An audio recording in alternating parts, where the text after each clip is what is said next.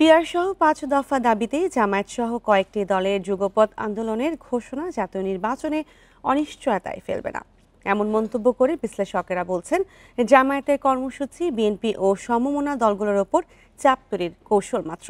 একই সঙ্গে রাজনীতির মাঠে তাদের শক্তির জানান দেয়া ও ঐক্য তৈরির কৌশলও।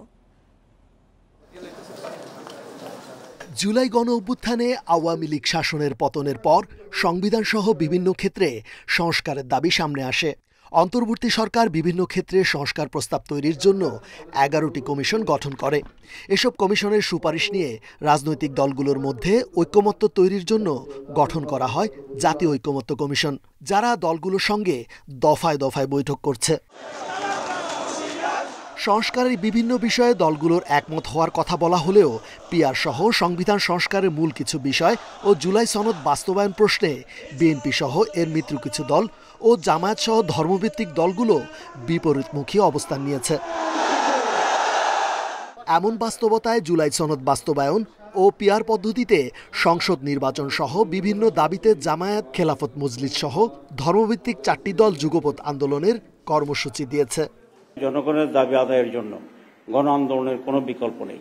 18 সেপ্টেম্বর রাজধানী ঢাকায় সমাবেশ ও বিক্ষোভ মিছিল।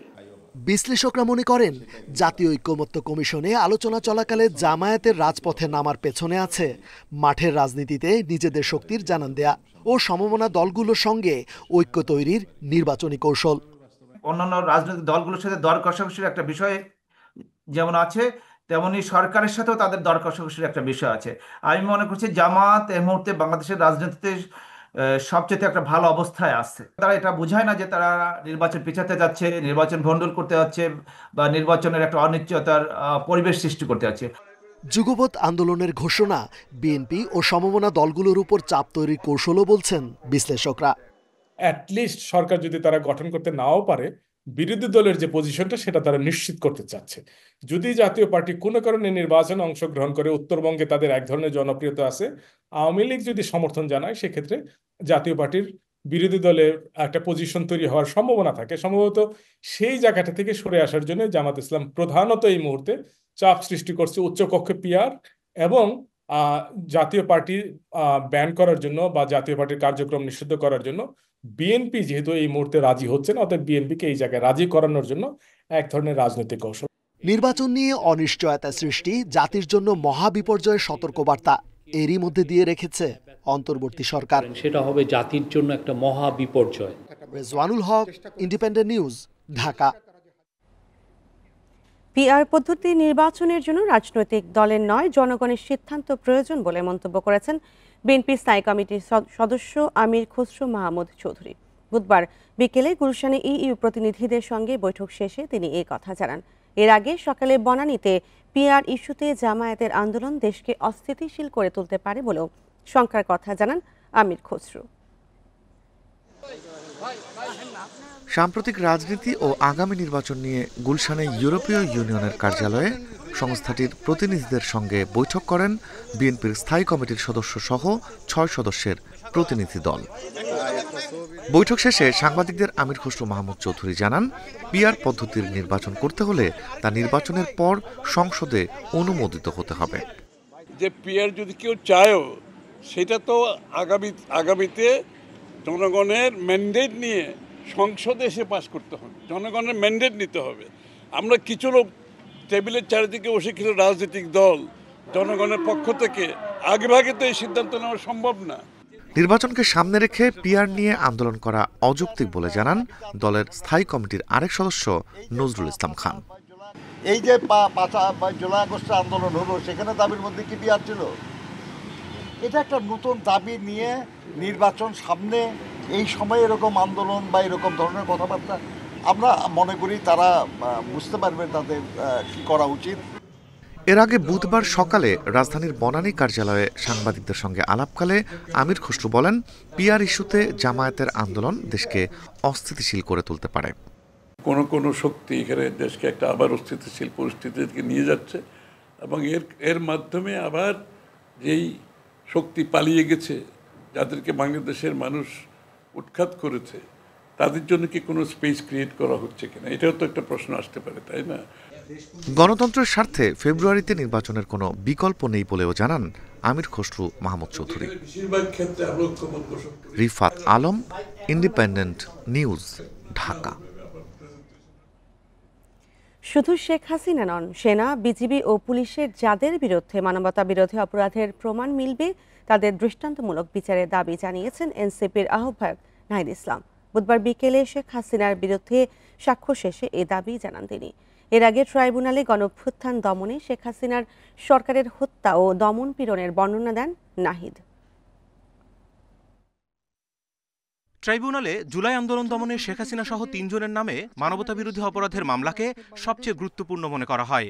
এই মামলায় সাক্ষ্য নেওয়া প্রায় শেষ। ৪৭তম সাক্ষী হিসেবে বুধবার সাক্ষ্য দেন নাহিদ ইসলাম। প্রথম দিনে ২০১৮ সালের কোটা আন্দোলন থেকে ২৪-এর গণঅভ্যুত্থানের কিছু অংশ তুলে ধরেন তিনি। জানান নির্বিচারে হত্যা ও নির্যাতনের পরও আন্দোলন দমনে ব্যর্থ হওয়ায় ডিজিএফআইকে দিয়ে নানা হুমকি দেওয়া হয় তাদের। আন্দোলন স্থগিত করে আলোচনায় বসতে চাপ দেওয়া হয়। যখন নেমে এসেছিল পুলিশ কিন্তু নির্বিচারে গুলি চালিয়েছে সেই সময় 18 তারিখ এবং 19 তারিখ। পাশাপাশি যোগ দিয়েছিল ছাত্রলীগ, যুবলীগ সহ আওয়ামী লীগের সন্ত্রাসীরা। মিডিয়ায় বা সাংবাদিকদের কাছে যে তথ্যটা পাঠাচ্ছিলাম এবং এত যে হত্যাযজ্ঞ চলছে সেটা কিন্তু টেলিভিশনে আসতেছিল না। ঠিক যে শেখ হাসিনাকে আমি বিচারের আওতায় আনতেছি, আওয়ামী লীগ নেতাকে, একইভাবে পুলিশ সহ মিলিটারি সহ অন্যান্য বাহিনীর যারা এই জুলাই গণঅভ্যুত্থান সহ গুমের ঘটনায় যুক্ত তাদেরকেও যাতে বিচারের আওতায় আনা হয়। কোনো বাহিনীর দেখে যাতে কেউ পার পেয়ে না যায়। গুমের ঘটনায় অনেক অভিযোগ এসেছে, আমি নিজে অভিযোগ দিয়েছি। ডিজিএফআই যেসব অফিসাররা আমাকে তুলে নিয়ে গেছে বা হেনস্থা করা হয়েছে। এর আগে আমাদের সম্পাদক মাহমুদুর রহমানকে 2 দিনের জেরা শেষ করেন শেখ হাসিনার পক্ষের আইনজীবী। তার সাক্ষ্যে আওয়ামী আমলে দমনপীড়নের বিস্তারিত উঠে আসে। নির্বাচিত সরকারের নাম করে এসে নিজ দেশের জনগণের উপরে যে হত্যাকাণ্ড চালালো, অন্য রাষ্ট্রের আধিপত্য ছিল, প্রভাব ছিল, নিয়ন্ত্রণ ছিল, এই সব জিনিসগুলো তুলে ধরার মাধ্যমে তিনি জুলাই আগস্টে যে সংগঠিত মানবতা বিরোধী অপরাধ তার পেছনের প্রেক্ষাপটটা তুলে ধরে এই পুরো বিষয়টাকে স্পষ্ট করেছেন জাতির সামনে। বৃহস্পতিবার আবার ট্রাইব্যুনালে যাবেন নাহিদ। এরপর তদন্ত কর্মকর্তার সাক্ষ্যের মাধ্যমে শেষ হবে মামলাটির সাক্ষ্য গ্রহণ। Zahidul Bashar, Independent News, Dhaka. ডাকসু ও জাকসু নির্বাচন পর্যালোচনা করে জাকসু নির্বাচন করতে চায় কমিশন। বিতর্ক ও সমালোচনার মুক্ত রাখতে ভোট গ্রহণ থেকে শুরু করে গণনা সবকিছু লাইভে সম্প্রচারের পরিকল্পনা কর্তৃপক্ষের। সেই সঙ্গে আবাসিক হলের পরিবর্তে কেন্দ্র করা হবে বিভিন্ন অনুষদে। ডাকসু এবং জাকসুর ভোট গণনা ও ফল প্রকাশের প্রক্রিয়া নিয়ে দেখা দেয় নানা প্রশ্ন, অভিযোগ তোলেন অনেক প্রার্থী। তবে চাকসু নির্বাচনে বিতর্ক ও সমালোচনা থেকে দূরে থাকতে চায় চট্টগ্রাম বিশ্ববিদ্যালয় প্রশাসন। ভোট দেয়া থেকে গণনা পর্যন্ত পুরো প্রক্রিয়া স্বচ্ছ রাখতে কেন্দ্রের বাইরে এলইডি পর্দায় সরাসরি সম্প্রচারের ব্যবস্থা করা হচ্ছে। চিন্তা করছি যে ভোট কেন্দ্র শুরু থেকে 1:30 থেকে গণনা অবধি পর্যন্ত নিরবিচ্ছিন্ন বাইরে এলইডির ব্যবস্থা করব, যাতে ছাত্রছাত্রীদের উৎসুক ছাত্রছাত্রীদের দেখার সুযোগ থাকে যে ভোট কেন্দ্রের ভিতরে কি হচ্ছে।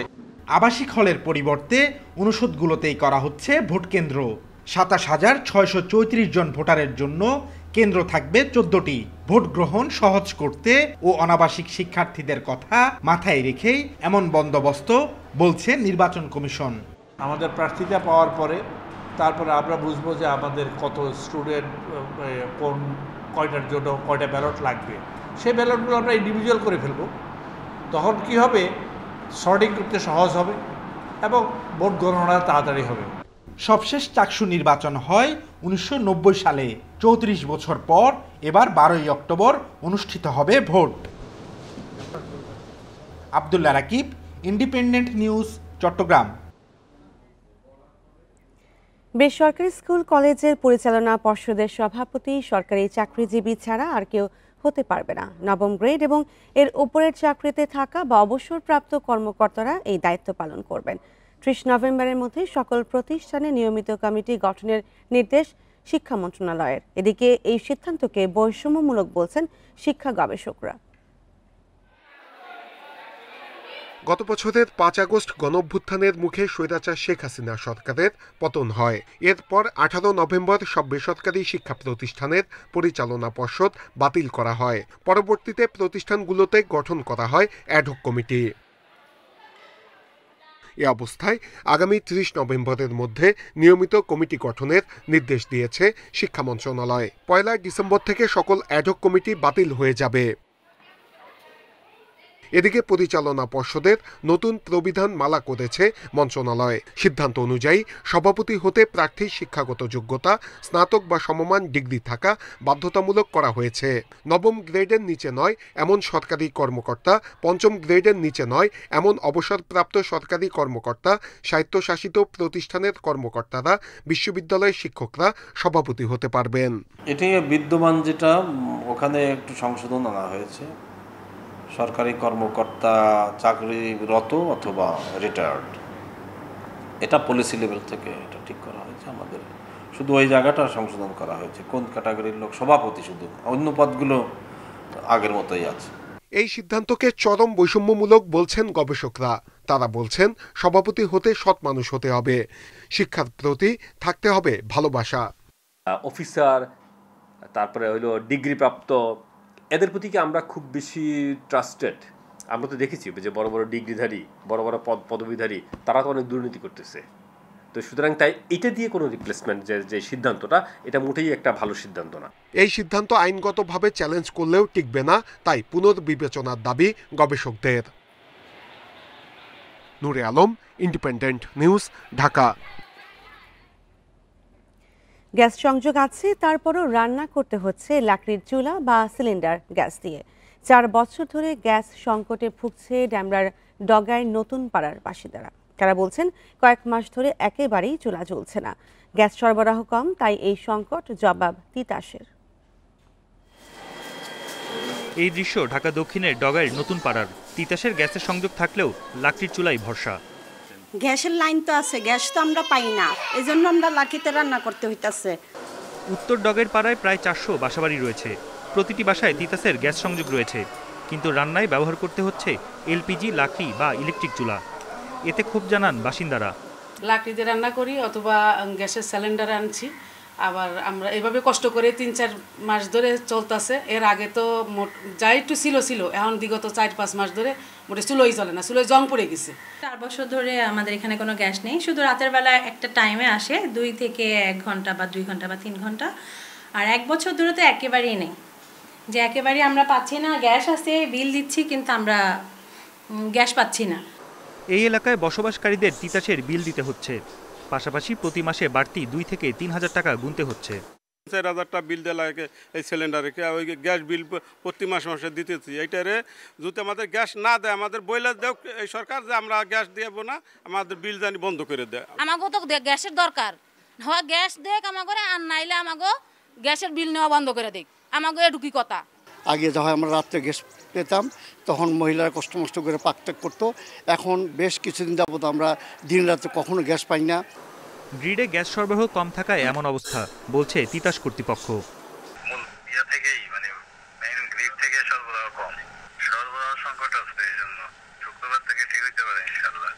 পুরো বর্ষা মৌসুম ছিল অন্যরকম সংকট। এলাকাবাসী বলছে গ্যাসের লাইন দিয়ে এসেছে পানি, গ্যাস পাওয়া যেত সর্বোচ্চ 2 ঘন্টা, এখন সেটাও বন্ধ। গন ইবনে কামাল, ইন্ডিপেন্ডেন্ট নিউজ, ঢাকা। দেশে লাফিয়ে বাড়ছে স্বর্ণের দাম। গেল 2 সপ্তাহেই 6 দফায় দাম বেড়েছে 13,500 টাকার বেশি।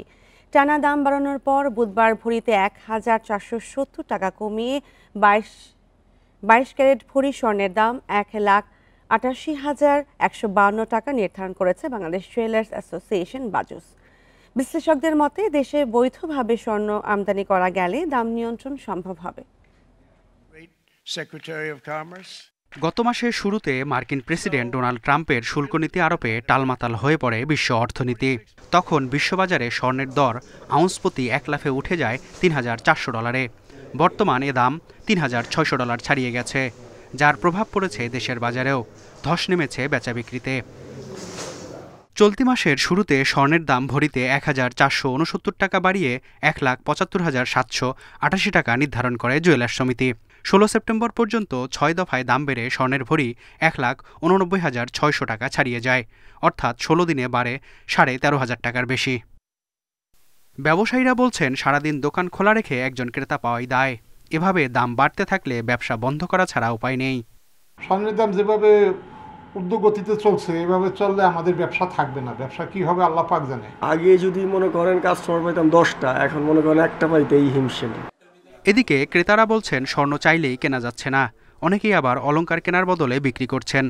যদি এটা কমের মধ্যে না আসে, এটা মধ্যবিত্ত ফ্যামিলি আসলে গোল্ড কিনতে পারবে না কখনো। এভাবে যদি হতে থাকে তাহলে আমাদের আসলে মানে এগুলার প্রতি আমাদের কোনো থাকবে না। গভর্নমেন্ট যদি ইম্পোর্ট করে এবং জুয়েলারি ব্যবসা যারা করে তারা একটা প্রিমিয়াম নিয়ে অর্থাৎ একটা লাভ নিয়ে সেই গোল্ডগুলি বৈধ জুয়েলারি ব্যবসায়ীদের যদি সরবরাহ করে এটা সলভ হয়।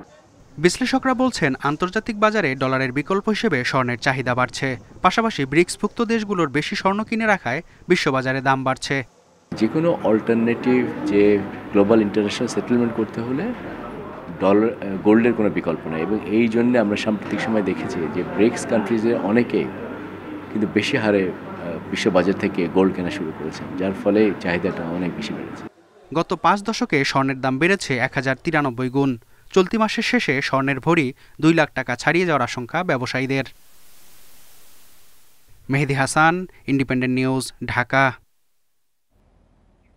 জুলাই সনদ বাস্তবায়নে গণভোটের পক্ষে বিএনপি ও জামায়াত, যদিও দিনক্ষণ নিয়ে আছে দ্বিমত। এনসিপি নেতারা জানিয়েছেন এ নিয়ে দলীয় ফোরামে আলোচনার পর সিদ্ধান্ত জানাবেন। ঐক্যমত্য কমিশনের বুধবারের আলোচনায় সংসদ নির্বাচনের দিনে এই ভোট আয়োজনের প্রস্তাব দেন অধ্যাপক আলী রিয়াজ। চূড়ান্ত সিদ্ধান্তের জন্য অক্টোবরের শুরুতে আবার বৈঠক হবে। আমরা আমাদের আলোচনায় যাব। বুধবারের এই বৈঠকের মাধ্যমে রাজনৈতিক দলগুলোর সঙ্গে ঐক্যমত্য কমিশনের 3য় দফার আলোচনা শেষ হয়। জুলাই সনদ বাস্তবায়নের রূপরেখা নিয়ে চূড়ান্তভাবে একমত না হলেও কাছাকাছি পৌঁছেছে বিএনপি জামায়াত। এই বৈঠকের আগেই বিশেষজ্ঞদের সঙ্গে আলোচনা করে কমিশন। জুলাই সনদ বাস্তবায়নে তাদের দেয়া 4টি প্রস্তাব, অধ্যাদেশ জারি, নির্বাহী আদেশ, গণভোট ও বিশেষ সাংবিধানিক আদেশ নিয়ে কথা হয় দলগুলোর সঙ্গে। সবাইকে ধন্যবাদ। এর মধ্যে গণভোট বিষয়ে রাজি বিএনপি ও জামায়াত। তবে বিএনপি সংসদ নির্বাচনের দিন এই ভোট চায়, জামায়াত চায় আগেই। আর সিদ্ধান্ত জানাতে দলীয় ফোরামে আলোচনার জন্য সময় চেয়েছে এনসিপি। যারা ভোট প্রদান করবেন এমপিদেরকে, তার মধ্যে ম্যাক্সিমাম ভোটার মেজরিটি যদি এই জুলাই সনদকে স্বীকৃতি দিয়ে, এই সংস্কারগুলোকে স্বীকৃতি দিয়ে হ্যাঁ বা না বলে, সেটা একটা লেজিটিমেসি আসবে। কনস্টিটিউশনাল অর্ডারের মাধ্যমেই এটা বাস্তবায়ন করতে হবে প্রয়োজনে, এরপরে গণভোটে আমরা যেতে পারি। তবে এটা ইলেকশনের পরে নয়, অবশ্যই জাতীয় সংসদ নির্বাচনের আগেই এ ব্যাপারে গণভোট হইতে হবে। এই যে নতুন যে একটা জিনিস নিয়ে এসছে, এটার ব্যাপারে কিন্তু সবাই কনভিন্স না, এটার ব্যাপারে আমাদেরকে আরও আলোচনা করতে হবে। ফলে আমাদের পজিশন হচ্ছে গণপরিষদ কাম পার্লামেন্টের যে কথাটা আমরা বলেছি, এটাই আমরা আবার পুনর্ব্যক্ত করেছি, এবং বাকি যে নতুন প্রস্তাব আজকে মাত্র আসলো, এটা নিয়ে আমরা দলীয় ফোরামে আলোচনা করব। সনদ বাস্তবায়নে সরকারকে একাধিক প্রস্তাব দেবে কমিশন। তবে গণভোটের জন্য সংসদ নির্বাচনের দিনকে যৌক্তিক মনে করছেন সহসভাপতি। যেদিন পরবর্তী জাতীয় নির্বাচন অনুষ্ঠিত হবে সে একই সময়ে গণভোট করা যেতে পারে,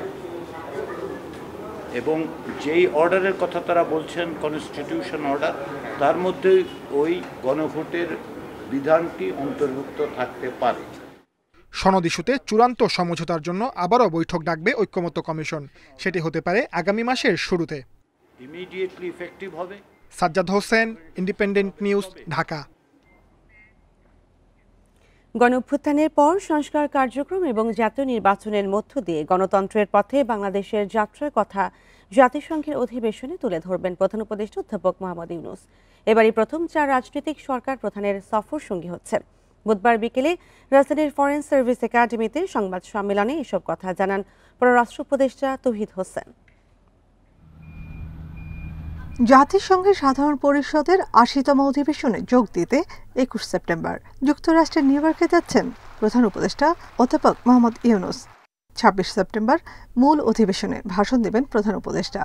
জুলাই গণ অভ্যুত্থানের পর বাংলাদেশের সংস্কার কার্যক্রম এবং অংশগ্রহণমূলক জাতীয় নির্বাচনের মাধ্যমে গণতান্ত্রিক রাষ্ট্র ব্যবস্থা গড়ে তোলার কথা বিশ্ব দরবারে তুলে ধরবেন তিনি। সরকারের বর্তমানে অন্যতম অগ্রাধিকার হল জনগণের আশাকাঙ্ক্ষার প্রতিফলন ঘটিয়ে প্রয়োজনীয় সংস্কার করা এবং সুষ্ঠুভাবে আসন্ন জাতীয় নির্বাচন আয়োজন করা। এই প্রেক্ষাপটে এবারের অধিবেশনে আমাদের কাছে একটি সুযোগ বিশ্ব দরবারে ঐক্যমত্যের ভিত্তিতে পরিচালিত আমাদের চলমান সংস্কার কার্যক্রম এবং গণতন্ত্র অভিমুখে আমাদের যাত্রাকে উপস্থাপন করা। প্রধান উপদেষ্টা সফরসঙ্গী হচ্ছেন বিএনপির মহাসচিব মির্জা ফখরুল ইসলাম আলমগীর, দলটির ভারপ্রাপ্ত চেয়ারম্যানের পররাষ্ট্র বিষয়ক উপদেষ্টা হুমায়ুন কবির, জামায়াতে ইসলামীর নায়েবে আমির সৈয়দ আবদুল্লাহ মোহাম্মদ তাহের ও জাতীয় নাগরিক পার্টির সদস্য সচিব আখতার হোসেন। বিশ্ব দরবারে বাংলাদেশের ঐক্যমতের প্রতিফলন ঘটাবে এ উদ্যোগ, জানালেন পররাষ্ট্র উপদেষ্টা। 4 জন রাজনীতিবিদ যাচ্ছেন, এটা করা হয়েছে কারণ যেহেতু আমরা একটা পর্যায়ের দিকে যাচ্ছি যেখানে রাজনীতিবিদদের কাছেই দেশের সার্বিক পরিচালনা ভার হস্তান্তর করা হবে, কাজে সেই হিসাবে তাদেরকে আমরা এই প্রতিনিধি দলে অংশভুক্ত করছি। নিউ ইয়র্কে বাংলাদেশের প্রতিনিধি দলের নিরাপত্তায় সর্বোচ্চ সতর্কতার কথাও জানান উপদেষ্টা। বাধা দেওয়া, স্লোগান দেওয়া, মিছিল বা ওই রাস্তাতে ডেমনস্ট্রেট করা, এগুলি কিন্তু আটকানোর কোনো রাস্তা আমাদের নেই, কারোই নেই, ওই দেশের সরকারেরও নেই। তারা এটা দিতে বাধ্য। শুধু ডেলিগেশন সদস্যদের যেন নিরাপত্তা সঠিক থাকে। আমি আসলে খুব আশঙ্কা করছি না, এই কারণে যে এনওয়াইপিডি এ ব্যাপারে নিউ ইয়র্ক পুলিশ ডিপার্টমেন্টের তারা তাদের বিস্তর অভিজ্ঞতা। 30 সেপ্টেম্বর রোহিঙ্গা ইস্যুতে জাতিসংঘের উচ্চ পর্যায়ের সভায় অংশ নেবেন প্রধান উপদেষ্টা। এছাড়া সাইডলাইনে পাকিস্তান সহ বেশ কটি দেশ ও সংস্থার প্রধানের সঙ্গে আলাদা বৈঠক করবেন। 2 অক্টোবর তার দেশে ফেরার কথা রয়েছে। নাফিজুদ্দৌলা, ইন্ডিপেন্ডেন্ট নিউজ, ঢাকা। নুরুল হক নুরের ওপর হামলার ঘটনায় স্বরাষ্ট্র উপদেষ্টা ও আইজিপির পদত্যাগ দাবি করেছেন গণ অধিকার পরিষদের সাধারণ সম্পাদক রাশেদ খান। বুধবার বিকেলে জাতীয় প্রেস ক্লাবের সামনে এক বিক্ষোভ সমাবেশে এই দাবি জানান তিনি। রাশেদ বলেন, ওই হামলার ঘটনায় স্বরাষ্ট্র উপদেষ্টা বা আইজিপি এখনও দুঃখ প্রকাশ করেনি। এতে বোঝা যায় তাদের নির্দেশেই হামলা হয়েছে। রাশেদ আরও বলেন, সরকার প্রধান ঘোষণা করলেও চিকিৎসার জন্য এখনও নূরকে দেশের বাইরে পাঠানোর ব্যবস্থা করা হয়নি। এ সময় জাতীয় পার্টি ও স্বৈরাচারের সহযোগী 14 দলের রাজনীতি নিষিদ্ধ করার দাবিও জানান রাশেদ।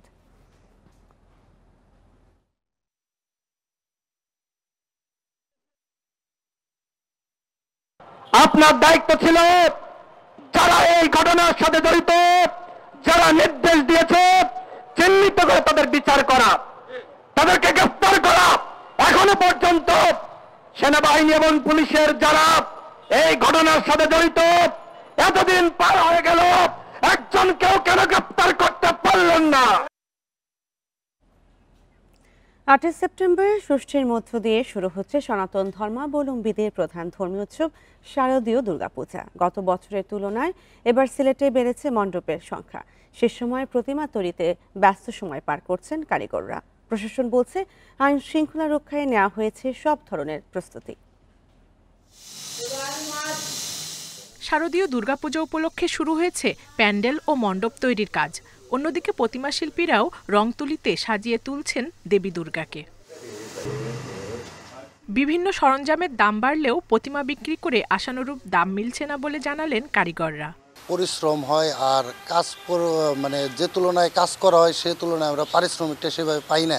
খাটনি হয় আমাদের, ঠিক আছে, এই অনুযায়ী আমরা কিন্তু পরিশ্রমের অনুযায়ী আমাদের টাকা পাই না, ঠিক আছে। আমরা রাত দিন 24 ঘন্টা খাটতেছি। দেখেন, এই যে সকাল থেকে বেচবো আমরা, ঠিক আছে, রাত ভোরে কাজ করব, রাত 4টা-5টা পর্যন্ত কাজ করি। গেল বছর সিলেটে 593টি মণ্ডপে পূজা হলেও এবার তা বেড়ে দাঁড়িয়েছে 618টি। এর মধ্যে মহানগর এলাকায় 150-এরও বেশি। বিভিন্ন সাজসজ্জা সহ বিভিন্ন উপকরণের জোগাড় যন্ত্র এইগুলা পূজারীরা করছেন এবং এবার পূজার আমরা মনে করি যদি সবাই মিলে আমরা আন্তরিকভাবে আমরা সহযোগিতা পাই তাহলে আমরা এইবার পূজা নির্বিঘ্নে করতে পারবো, সেই প্রত্যাশা রাখছি। প্রশাসন বলছে, পূজা মণ্ডপে যেন বিশৃঙ্খলা তৈরি না হয় সেজন্য নেওয়া হয়েছে সব ধরনের প্রস্তুতি। র্যাব, বিজিবি তারাও এই নিরাপত্তা কাজে সহায়তা করবে। তো সার্বিক বিচারে আমরা সব দিক থেকে প্রস্তুত আছি যাতে একটা উৎসবমুখর পরিবেশে ধর্মীয় ভাবগাম্ভীর্যটা বজায় রেখে, সম্প্রীতি অক্ষুণ্ণ রেখে সুশৃঙ্খল পরিবেশে যেন পূজাটা উদযাপিত হয়। এবছর দেবী দুর্গা মর্তে আসবেন হাতিতে চড়ে, বিদায় নেবেন দোলায় চড়ে। Independent news. দুর্গাপূজায় আইন শৃঙ্খলা পরিস্থিতি নিয়ে কোনো হুমকি নেই, সুন্দরভাবে পূজা উদযাপন করতে পারবেন সনাতন ধর্মাবলম্বীরা। বুধবার বিকেলে রাজধানীর রমনা কালী মন্দির পরিদর্শন শেষে কথা জানিয়েছেন স্বরাষ্ট্র উপদেষ্টা জাহাঙ্গীর আলম চৌধুরী। পূজা উদযাপনে এবার বাজেট বাড়ানোর কথাও জানান তিনি। দুর্গাপূজার প্রস্তুতি পরিদর্শনে বুধবার বিকেলে রমনা কালী মন্দিরে যান স্বরাষ্ট্র উপদেষ্টা জাহাঙ্গীর আলম চৌধুরী। ঘুরে দেখেন মণ্ডপের পরিবেশ। উপদেষ্টার কাছে পূজা আয়োজনের বিভিন্ন বিষয়ে তুলে ধরে মন্দির কমিটি। বাংলাদেশে সনাতন ধর্মাবলম্বীদের বিষয়ে ভারতের গুজবের প্রতিবাদ জানান মন্দিরের সভাপতি।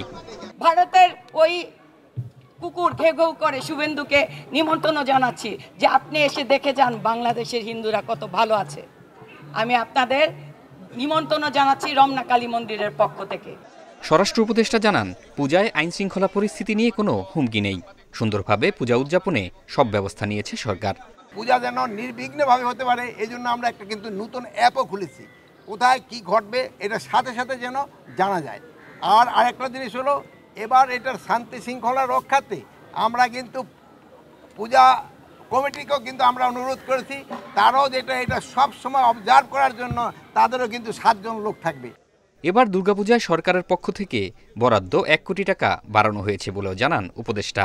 এবার কিন্তু সরকার 5 কোটি টাকা সরকার দিছে, গতবার ছিল 4, এবার 5 কোটি টাকা সরকার দিছে। এজন্য এরপরও যদি কোনো রকমের কোনো ধরনের থাকে প্রয়োজন থাকে আমরা অবশ্যই দেখব। দুর্গাপূজায় কেউ বিশৃঙ্খলা করতে চাইলে কঠোর ব্যবস্থা নেওয়ার হুঁশিয়ারিও দেন স্বরাষ্ট্র উপদেষ্টা। জাহিদুল ইসলাম, ইন্ডিপেন্ডেন্ট নিউজ, ঢাকা। রাকসু নির্বাচনে প্রার্থীর সর্বোচ্চ ব্যয়ের পরিমাণ নির্ধারিত না থাকায় উদ্বেগ জানিয়েছেন বেশ কিছু প্রার্থী।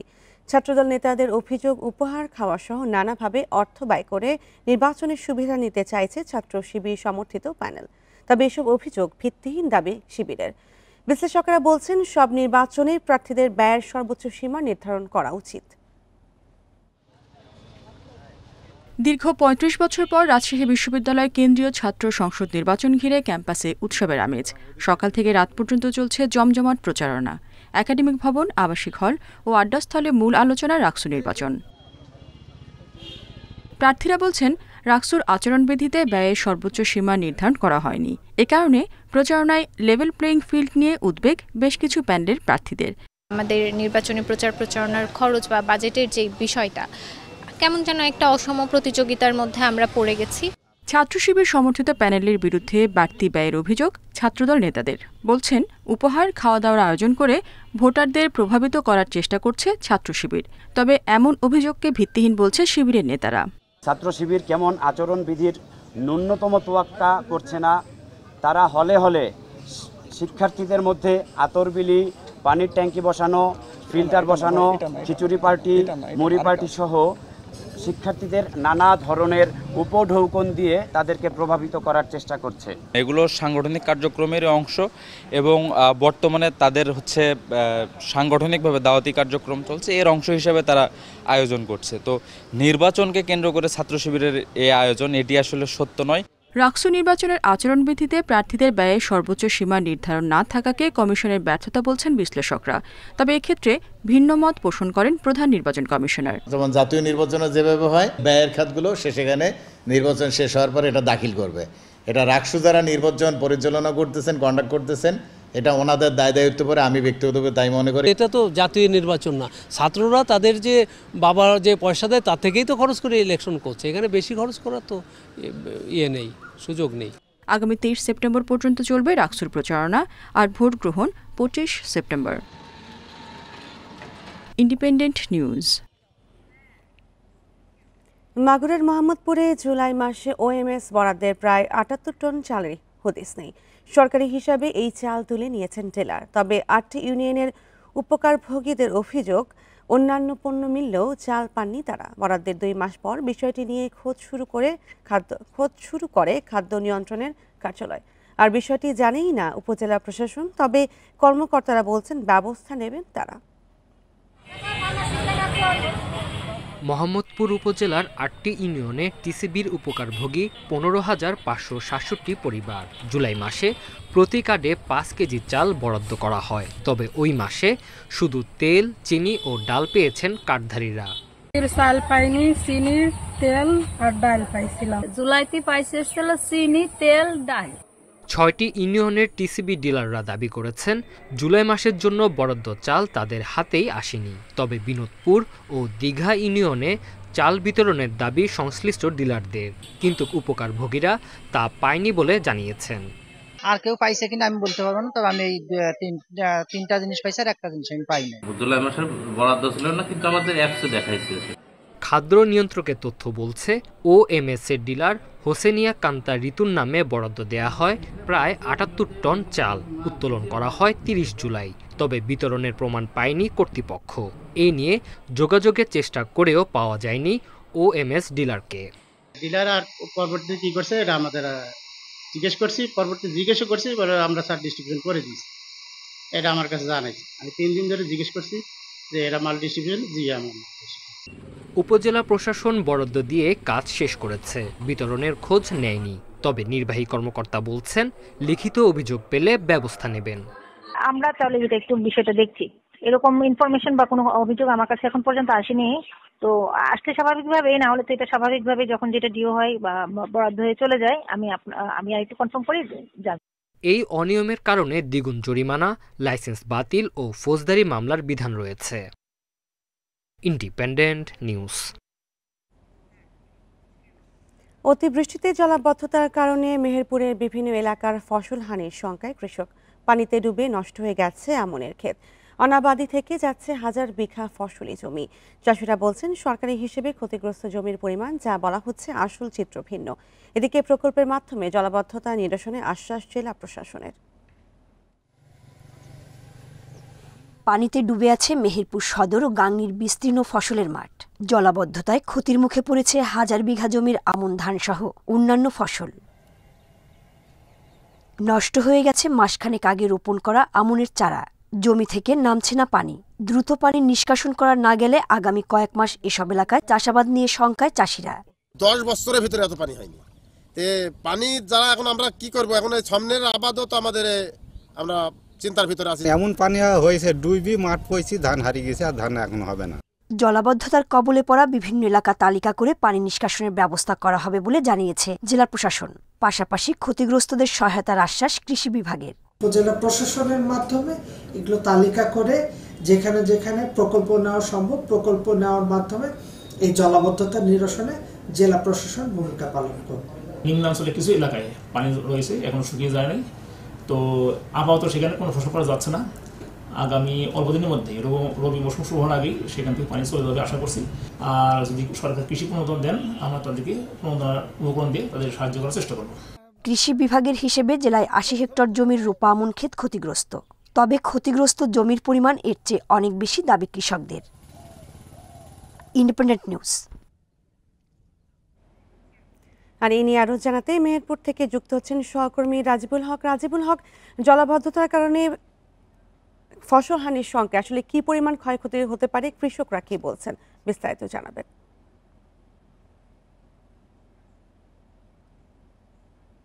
বেশ কয়েক বছর কিন্তু মেহেরপুরে অতিবৃষ্টির দেখা মেলেনি। তবে এবার বর্ষা মৌসুমের শুরু থেকে কিন্তু মেহেরপুরে বৃষ্টি হয়েছে এবং এই বৃষ্টি এতটাই বেশি ছিল যে এই বৃষ্টির পানি জমে বিভিন্ন স্থানে জলাবদ্ধতা দেখা দেয়। শুধুমাত্র যে ফসলের মাঠ তা না, বেশি কিছু এলাকায়, নিচু এলাকায় পানি জমে বসত বাড়িও বা সড়কও পানিতে নিমজ্জিত হয়ে থাকার ঘটনাও ঘটেছে। তবে সবথেকে বেশি ক্ষতিগ্রস্ত হয়েছে ফসলের মাঠ। বিশেষ করে আমি যেখানে দাঁড়িয়েছি সেটা মেহেরপুর জেলার গাংনী উপজেলার বামুন্দি ইউনিয়নের তেরাইল, কুঠিপাড়া, বাদিয়াপাড়া এবং মোহাম্মদপুর 16 টাকা, এই 4 থেকে 5টি গ্রাম সংলগ্ন যে মাঠটি আছে, এই মাঠটি প্রায় পানিতে জলমগ্ন হয়ে আছে। প্রায় 1000 বিঘার উপরে জমি জলাবদ্ধতার শিকার হয়েছে। তবে এই জলাবদ্ধতা আসলে কখনোই ছিল না। যে এখানকার যে পানিটা জমে সেটি মূলত একটা নালা মতো ছিল, সেখান দিয়ে পানিটা বের হয়ে যেত। তবে কয়েক বছর আগে এই নালার যেখানে পানি প্রবাহ হয় সেই মুখে বেশ কিছু পুকুর খনন করার কারণে সেই নালাটির মুখ বন্ধ হয়ে গেছে। সেই কারণে এবার যে অতিবৃষ্টি হয়েছে, এই বৃষ্টির পানি আসলে ওই নালা দিয়ে আর বের হচ্ছে না। তবে বিষয়টি নিয়ে জেলা প্রশাসনের পক্ষ থেকে কথা বলা হয়েছে। তারা বলছে যে যেসব এলাকায় এরকম ক্ষতিগ্রস্ত এলাকা আছে বা তাদের তালিকা করে মূলত এই জলাবদ্ধতা নিরসন করা হবে এবং আবাদি জমি যেগুলো অনাবাদি হয়ে পড়েছে সেগুলোকে উদ্ধার করার চেষ্টা করবে। কৃষি বিভাগ বলছে যে পরিমাণ ক্ষতি হওয়ার কথা, আসলে কৃষি বিভাগ মাত্র 80 হেক্টর জমি ক্ষতির কথা বলছে। তবে মাঠের চিত্র আসলে অনেকটাই বেশি। সেক্ষেত্রে আমি যে পিছনে দাঁড়িয়ে আছি, এই পিছনে পুরো যে আমি আমন ক্ষেত্রে দাঁড়িয়ে আছি, এই পিছনে যে পানি দেখছেন, এই পানি পুরো মাঠ কিন্তু আমন ধানে ভরা ছিল। শুধুমাত্র জলাবদ্ধতার কারণে পানি প্রায় জমে গেছে, কোথাও হাঁটু পানি, কোথাও কোমর পানি। অর্থাৎ এই পানি না বাড়ানোর কারণে যে আমন ক্ষেতগুলো নিচের দিকে ছিল সেগুলো ডুবে নষ্ট হয়ে গেছে অনেক আগেই। তবে আগামী যে রবি মৌসুম পর্যন্ত যদি এই পানি স্বাভাবিকভাবে যদি শুকিয়ে না যায় বা কমে না যায়, তাহলে হয়তো এই মাঠে হাজার বিঘা জমিতে আসলে কোনো ধরনের ফসল ফলাতে পারবে না কৃষকরা। তবে কৃষি বিভাগ বলছে যে রবি মৌসুমে যেসব কৃষক ক্ষতিগ্রস্ত হয়েছে তাদেরকে প্রণোদনার মাধ্যমে সাহায্য করা যায় কিনা। আর কৃষকদের দাবি, যদি এই পানি দ্রুত নিরসন করা হয় তাহলে যে নালার মুখটি বন্ধ করা হয়েছে বা পুকুর খনন করে প্রতিরোধ ব্যবস্থা গড়ে তোলা হয়েছে, সেই জায়গাটায় যদি সংস্কার করে দেওয়া হয় তাহলে এই পানি অতি দ্রুত সময়ের মধ্যে নিষ্কাশন হবে এবং নেমে যাবে। সেক্ষেত্রে তাহলে এই মাঠের যে স্বাভাবিক যে ফসল চাষাবাদ সেটি স্বাভাবিক হয়ে যাবে এবং যে কৃষকরা যে ক্ষতিগ্রস্ত ছিল, আমনের যে ক্ষতিগ্রস্ত হয়েছে, সেটি হয়তো রবি মৌসুমে পুষিয়ে নেওয়া সম্ভব হবে। মেহেরপুরে জলাবদ্ধতায় ফসলের ক্ষতি হচ্ছে এবং সেই বিষয়ে জানাচ্ছিলেন সহকর্মী রাজিবুল হক। গোপালগঞ্জের কোটালীপাড়ায় বিশ্বকর্মা পুজো উপলক্ষে নৌকা বাইচ প্রতিযোগিতা হয়েছে। কোটালীপাড়ার কালীগঞ্জ বাজার থেকে খেজুরবাড়ি পর্যন্ত বাবরখালের 2 কিলোমিটার এলাকা জুড়ে বুধবার এই নৌকা বাইচ অনুষ্ঠিত হয়। গোপালগঞ্জ, মাদারীপুর ও বরিশালের প্রতিযোগীরা নৌকা বাইচে অংশ নেয়। প্রতিযোগিতা দেখতে আশেপাশের জেলা উপজেলা থেকে ভিড় জমায় উৎসুক মানুষ। এই সময় খালে দুই পাশে তৈরি হয় উৎসবের আমেজ। গ্রাম বাংলার ঐতিহ্য ধরে রাখতে এমন আয়োজন বলে জানায় আয়োজকরা।